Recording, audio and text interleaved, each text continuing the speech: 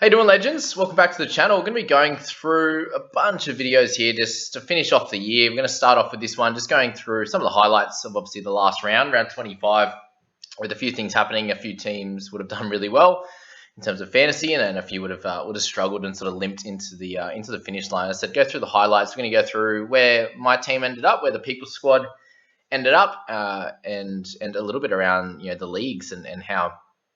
To check out the guy that came first, and also our league and a few of the other leagues I'm in there. I think we got the OTL Cup and also the Talking League competition as well. So we'll go through all that in this one, guys. Won't be too long. And thank you very much for being with me for the entirety of the season. I look forward to next year making this channel bigger and better. Having a bit of a prize for my actual competition this year, and spending a bit more time on that through the year and updating that one as to how we go, and maybe even adding a little head-to-head competition in would be pretty cool as well. But here we are with the start of the round. So obviously a few big ones there. Hutchinson, I'd like to say, a really good year for Drew. Having come in after Kiri going down and playing the majority of the year, really, so he's been really special. Teddy was awesome again after his low one to finish the year, and his low one in 24. And he'll start basically at the same price next year as he did this year, which is, he always ends up around that 60 average, which is what he had last year. 58 this year in a team that didn't go as well. He obviously had to carry a little bit, and he performs a lot better with Kiri in the side is his normal. So that was good from him. A nice little finish for Papali'i as well, and Adam Kieran is absolutely dominant in the centre. So it's really cool to see all these guys step up for the Roosters, and be nice to see how they end up playing in these finals. Obviously they missed out on the top 4 spot that Manly got, and that was well deserved. But yeah, it'll be interesting to see how they play this game. Crichton's in there with 51 as well, and the rest of the guys not too exciting, but not too many to talk about. Verrills was a bit of a lower game for his standards lately, but yeah, we cop that and move on. So Sharks and the Storm. This one here was an average game from the Storm. To be fair, they had a lot of errors. I think 64% completion rate. Good to see Pat back doing his thing. Obviously, he was very much the standout. Him, Harry Grant, and also Jerome Hughes doing their thing. Harry Grant just very crafty through the middle and making a couple of nice line breaks. Hughes coming back and doing really well. And finishing the year at 61.6 was incredible for someone who, interestingly enough, finishes the year at 692. Based on his average of 61.6, he's at least 100K undervalued, with all those guys with that over 60 average in the 800K range. So, yeah, pretty crazy the ups and downs that your price takes when with your scoring as well. And you look at Pappenhausen and a 51 average for him, he should be priced close to that next year. I imagine maybe just under, maybe like a 46, 47, just because he missed a lot of games. But yeah, you won't see him with that 498, I don't believe, next year. It could be somewhere around that sort of 600-ish mark, I think, and that would probably be worth picking up again, especially with Hines moving on. It's his spot to lose, and I don't think he'll be losing it unless he gets hit in the head again. So that's only the real worry with him. Trindle did really well, didn't he, for the remainder of the year if you picked him up at that point. Brandon Smith, a really nice year for him as well. 54 average. He's comes in a lot cheaper to end the year after a bit of a slow one to finish. And Nico Hines is going to be the interesting one. The 48 average. And playing the majority of the games, you should see him priced around, somewhere in the 600s, I imagine, next year for the Sharks. And if they're going to have him in the 6th role, does he become a 55-point average player? Is he become that like a kind of Adam Dewey kind of style player? Good thing with Nico, you'd imagine that at worst, he's going to play 6, and at worst he moves back to fullback where he's dominant anyway. So I think he's going to be an interesting one next year, who should get that half and wing fullback coverage as well into that one. Jesse Raymond's also someone that I think is going to be probably at a premium next year, and will he be even more of a dominant player in the centres with the Sharks team being much more improved. So that's probably all I got to say on that one, guys. Moving on to Eels and the Panthers there. Panthers sort of just going through the gears, aren't they? Obviously, Eels rested a lot of players, and To'o just capping off an incredible season for him.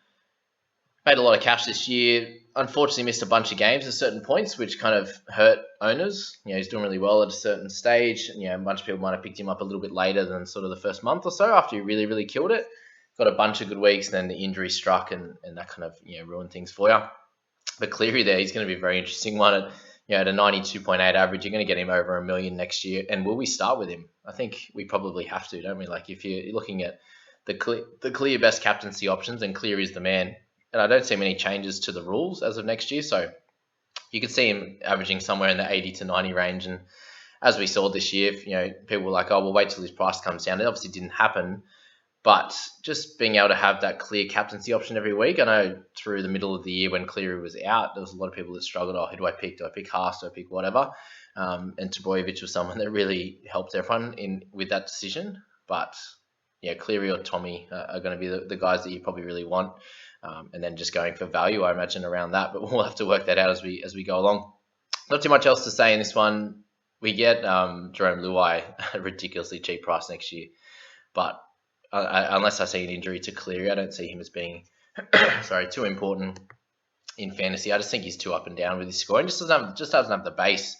When they're firing on all cylinders, he's going to get a lot of try assists and tries on that side. But if they have a little bit of a lull, which you saw through the middle there, he didn't score as well, even with Cleary out. So that's that one there. How good to see Milford back playing really well. It'll be interesting to see what happens when he moves to the Bunnies next year. If he gets a starting spot, if he gets to play on the bench. I think either way I think a change of scenery is going to be good for him. This little bit of confidence heading in the back of the year that the Bunnies team's going to absolutely love. So yeah, well done to him. And Herbie Farnworth's just another guy that's been really, really good all year. Obviously missed a few games there in the middle, but averaging really, really well at 41.4 and made 200k. So if you held him the whole way, you did really well. Connor Watson we're really happy with also, and he's moving to the Roosters. I see him playing a bit of a lesser role.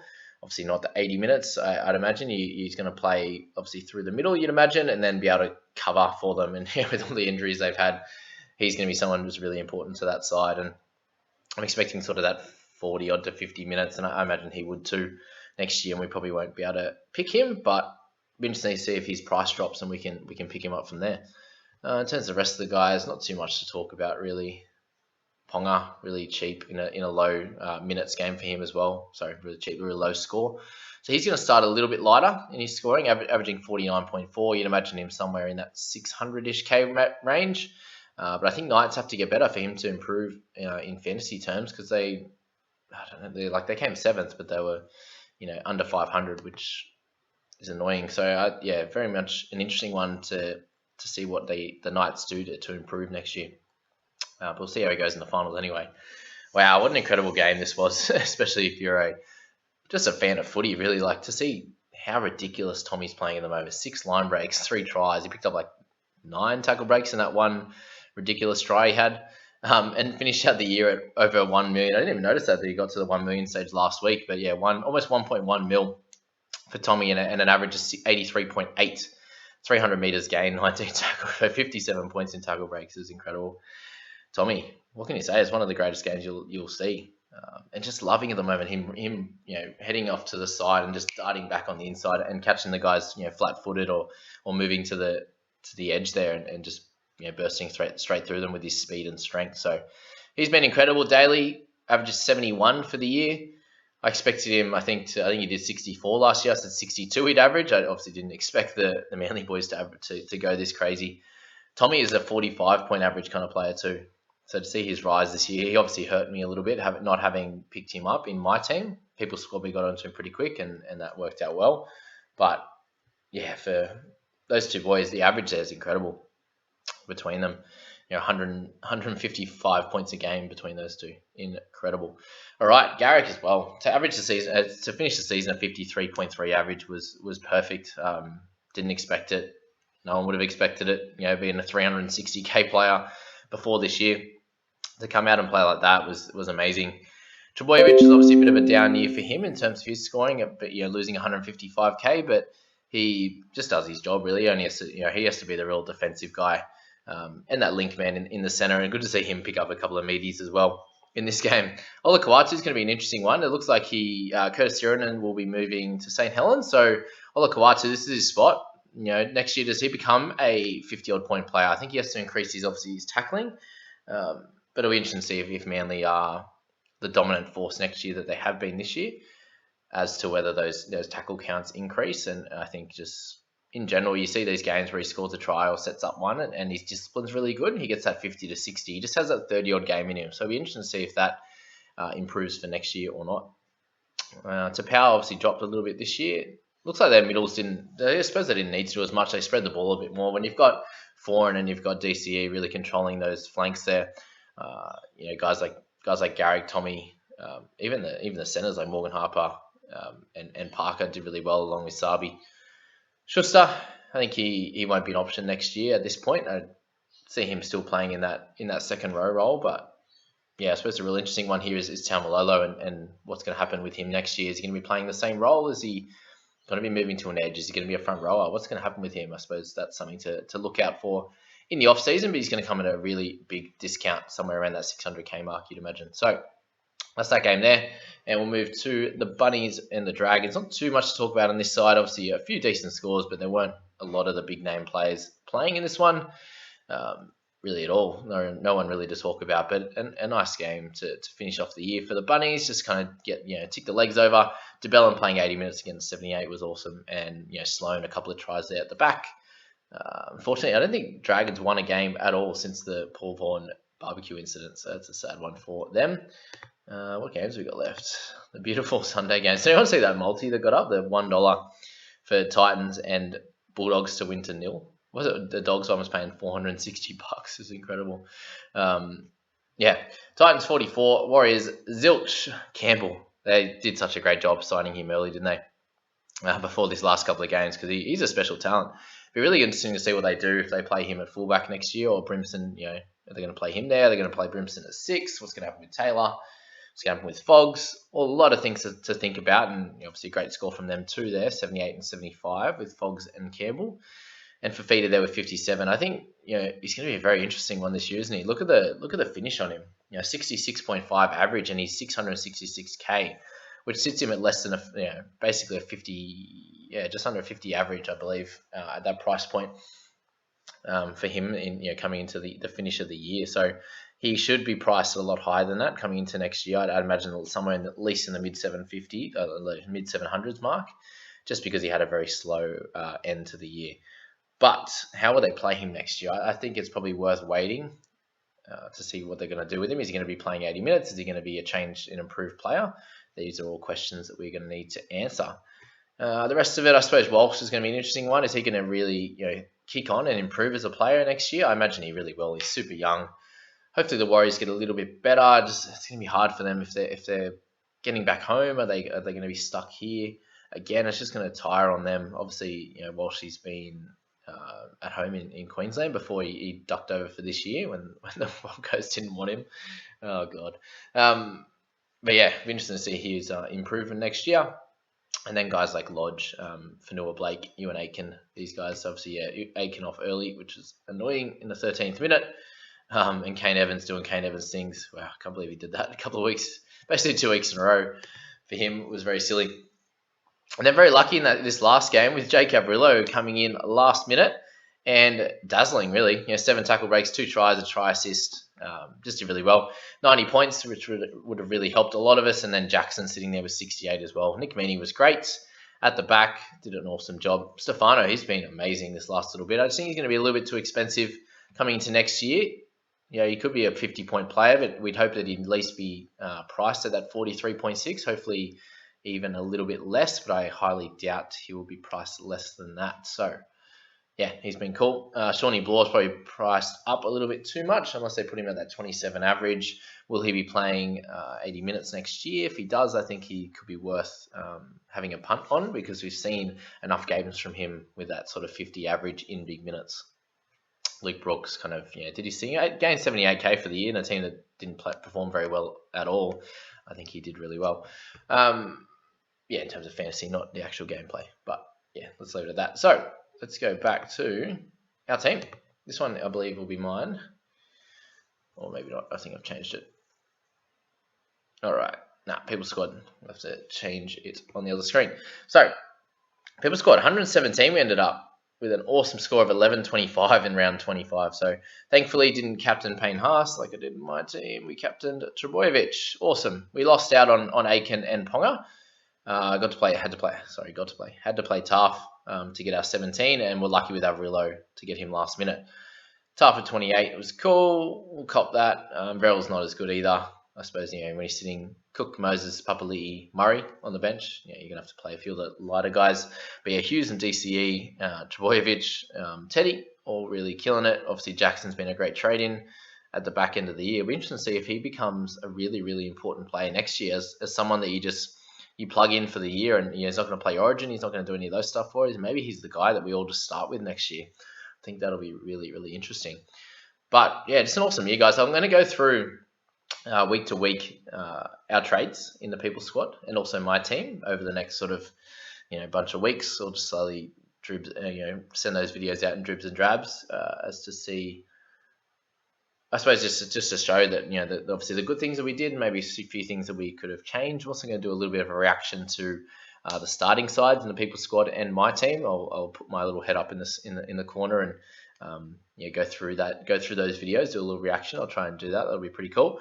But yeah, amazing year really. 117 is the second highest I personally have finished. I finished 52nd a bunch of years ago.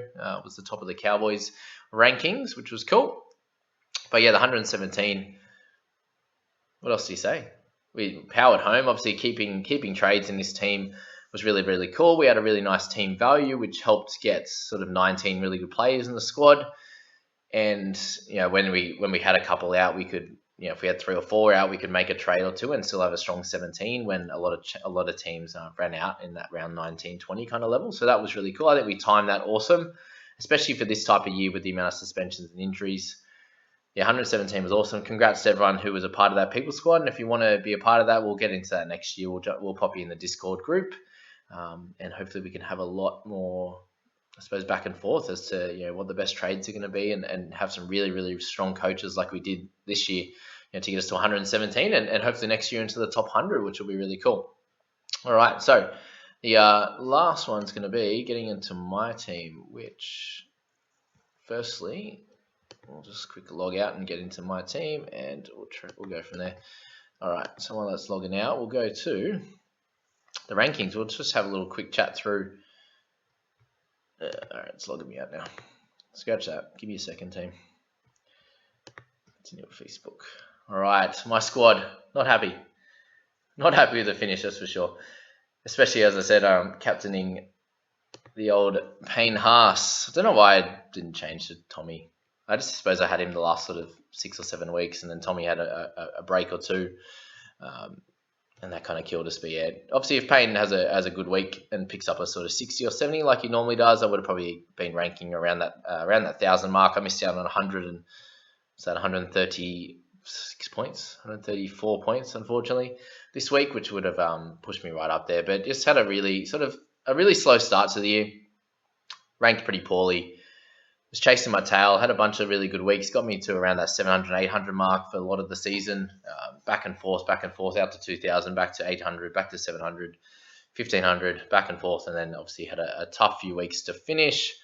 Did manage to have 17 players this week, but you can see guys like having Adam Dewey a couple of times this year. Corey Harbour and I was really good until he got moved to the bench, scored really poorly, and then got his suspension. Have had a bunch of guys that did really well. Bringing in Bird was really cool. Jackson, a bunch of weeks ago. Harry Grant there was solid this week. But I just feel like I was chasing my tail. I didn't get my team value high enough because I picked a bunch of guys that didn't really move up in value or they lost value and just didn't do so well. And that kind of cooked me coming to the back end of the season, even though I did hold some trades. I had obviously a lot of suspensions, a lot of injuries in that last bit, but just didn't. I was just carrying, I think I ended up with 3 cash outs, which is cool when you have a lot of trades, which worked for me. But the amount of injuries and suspensions, they really, really killed this squad. But yeah, finished at 1637. Definitely one of my worst seasons, let's be honest. And I think we'll be able to come back bigger and better from next season. But yeah, that's the squad. I suppose Fogs has been really cool for me. Lolo wasn't a very good trade in. I suppose that was a bit of a punt that we thought he'd improve. And it just didn't really happen, unfortunately. So that's that. And then we'll move to our leagues. And yeah, 162nd. The People Squad came 25th in the in our NRL Fantasy Analysis Community one.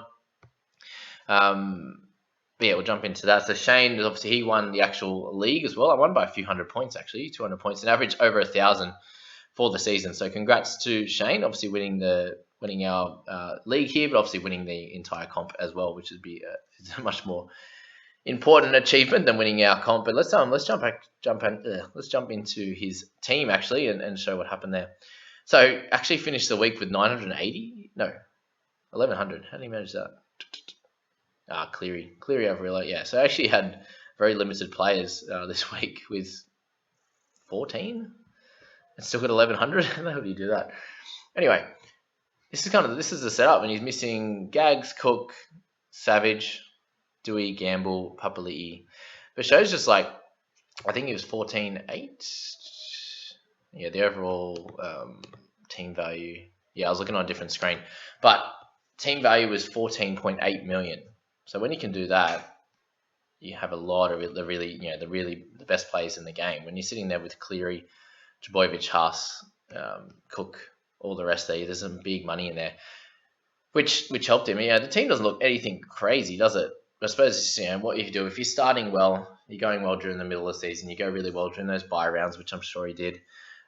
You end up with a team like this. So yeah, it doesn't look anything crazy, but it just shows that People's Squad was kind of pretty solid the whole way and accumulated a lot of cash, a lot of team value, and that allowed us to just have good consistent weeks every week. And if my team personally had a lot of up and down weeks, some really good ones there, which kind of kept us in the hunt, and then some really light ones. So congrats to Shane for winning the overall. In our fantasy for the year, and also my league as well. As I said, we'll get into hopefully get some sponsors on board to give out some cash prizes. Would be pretty cool. But if not, I'll have to put up a little bit of my own cash to do that. That'll be fun as well. But yeah, let's leave this video at that, guys. I hope you enjoy that for the few people that are going to be watching now. But we'll pop this video onto the socials come pre-season next year, and a lot of these ones. And I imagine a lot of people won't watch them now, but they're going to be really important to sort of use as a bit of reflection and getting ready for next season. So thank you again for watching for this entirety of the season, and we'll go through a couple of those videos in the next little bits, going through those trades and using that as a bit of help for next season. So have a good day, guys. We'll catch you later. See ya.